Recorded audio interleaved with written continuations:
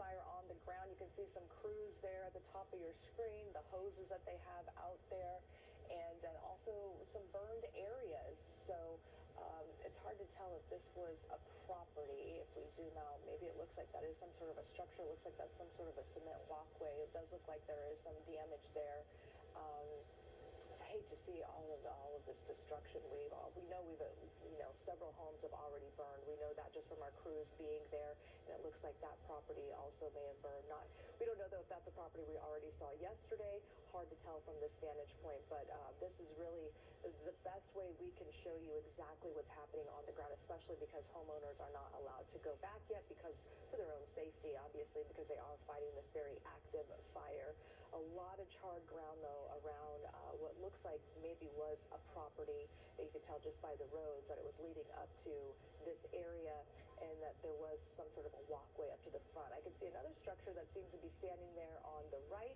That's great to be able to see that, but a lot of blackened ground around it, and it is, I'll never understand fire activity and which homes it chooses to burn and which homes survive. It's hard to understand.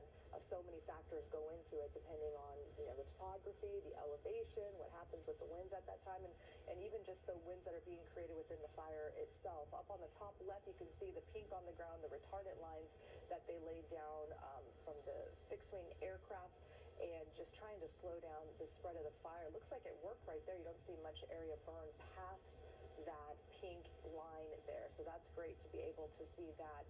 This fire now, the estimate is at 9,363, and as Melanie Wingo mentioned, don't be alarmed if the numbers seem to jump. That's just because they were doing some very coordinated burning efforts to try and increase containment. So we will of course continue to follow this. If you want to follow it minute by minute, even more in a break, the GAN fires. We're looking here at this video from the fire and from our Alert California camera, and you can see the smoke as the flames are going up the side of this hill here, and it's so dark. The smoke is so dark right now.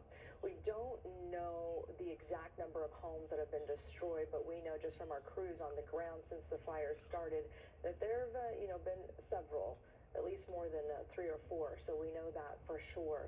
And we do know that the number of acres has gone up, but also containment has gone up now to 10%, so that is great news. Now, Governor Gavin Newsom has announced he has secured federal assistance to help both local stands to the north of us, and the latest arrest of the man accused of starting the largest of the 3 major fires in Washington. Well,